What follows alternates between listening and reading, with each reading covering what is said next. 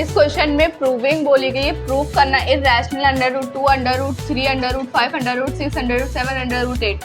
अगर इन सब में से किसी की भी प्रूविंग आती है तो आपको सिर्फ और सिर्फ यहाँ से यहाँ तक बस यही करना होगा, सिर्फ आपको यही तरीका लगाना है। यहाँ पर हमने अंडर रूट 5 का लिया है, आप अंडर रूट 5 की जगह पर 2, 3, 5 कुछ भी आप ले सकते हैं, ठीक है। अंडर रूट में कोई भी वैल्यू आप ले करके सॉल्व करेंगे, सब हो जाएगा। तो सबसे पहले अंडर रूट 5 के बेसिस से समझ लेते हैं, उसके बाद हम आपको बताएंगे कि आप इन सब का कैसे करेंगे, ठीक है। तो सबसे पहले आपको कोई भी क्वेश्चन अंडर रूट का करना है, सबसे पहले लिखना है let us assume to the contrary, कि हम एज्यूम कर रहे हैं, अनुमान लगा रहे हैं क्या 2 होगा, तो यहाँ अंडर रूट 2 लिखना होगा, अंडर रूट 3 होगा, अंडर रूट 3।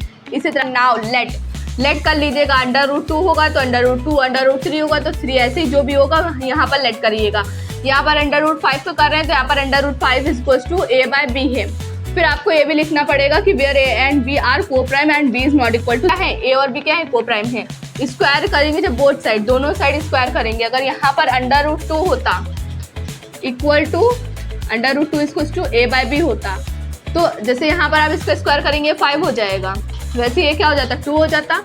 वैसे अगर आप अंडर रूट 3 का करते 3 हो जाता, अंडर रूट 6 का करेंगे 6 हो जाएगा, अंडर रूट 7 का करेंगे 7 हो जाएगा, अंडर रूट 8 का करेंगे 8 हो जाएगा। इसका भी तो क्योंकि दोनों साइड स्क्वायरिंग बोथ साइड, दोनों साइड स्क्वायर बोला है ना, तो इसका स्क्वायर करेंगे a square upon b square हो जाएगा।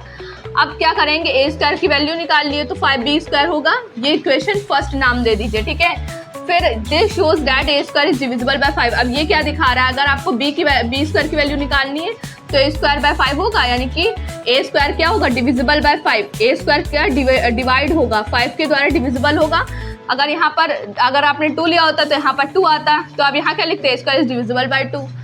6 लिया होता तो यहाँ पर क्या आ जाता, 6 आ जाता, a square is divisible by 6, ठीक है।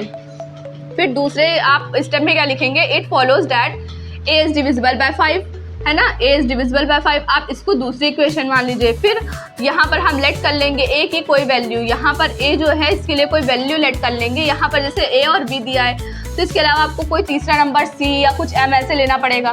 तो यहाँ पर हमने 5m ले लिया, a is equal to 5m ले लिया, ठीक है, 5m ले लिया। फिर उसके बाद जैसे यहाँ पर अंडर रूट 5 है तो यहाँ पर 5 हो जाएगा ना स्क्वायर करने के बाद, वैसे आपको यहाँ पर 5m लेना होगा। अगर अंडर रूट 2 होता तो यहाँ 2 आता, आपको 2m लेना पड़ता है फॉर सम इंटीजर m, ठीक है, कुछ इंटीजर m के लिए। फिर पुट करेंगे a इक्वल टू 5m, कहाँ पुट करेंगे, इस फर्स्ट इक्वेशन में पुट करेंगे। तो देखिए 5b स्क्वायर तो यही रहेगा, ये यही रहेगा ना।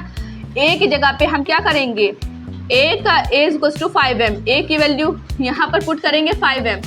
तो जब a स्क्वायर, जब यहाँ पर a की जगह पे हम a की जगह पे जब क्या करेंगे, a की जगह पे हम जब पुट करेंगे, a की जगह पे क्या पुट करेंगे, 5m जो लेट किया है यहाँ पर क्या पुट करेंगे 5m। जब इसका स्क्वायर करेंगे तो कितना हो जाएगा, 25m स्क्वायर होगा, 25m स्क्वायर होगा। तो वही यहाँ पर आया है, a स्क्वायर की जगह पे क्या है 25m स्क्वायर।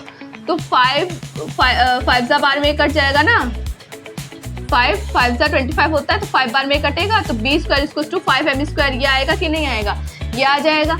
अब क्या होगा, तो यहाँ पर भी अगर आपको m स्क्वायर की वैल्यू निकालनी है तो 5 नीचे चला जाएगा b स्क्वायर के, तो डिविजिबल बाय 5 होगा कि नहीं, b square is divisible by 5, b square क्या होगा, डिविजिबल होगा 5 के द्वारा। तो हेंस हम क्या कह सकते हैं, b इज डिविजिबल बाय 5, कि b भी डिविजिबल होगा। तो जहाँ पर a डिविजिबल है 5 से, b डिविजिबल है 5 से, तो इनको सेकेंड और थर्ड इक्वेशन माननी है। और बाकी जहाँ पर हमने स्क्वायरिंग करी थी, इसको ab के इक्वल मानने के बाद हमने क्या करा था, स्क्वायरिंग करी थी, तो वहाँ पर इक्वेशन फर्स्ट मानेंगे। फिर a इज डिविजिबल बाय 5 जहाँ होगा वहाँ पर सेकंड मानेंगे, और b इज डिविजिबल बाय 5, यानी कि जहाँ पर a से डिवाइड होगा उसको सेकंड, जहाँ पर b से डिवाइड होगा उसको थर्ड मानेंगे। फिर हम बोल देंगे from equation second and third we can conclude that 5 is a common factor of both a and b।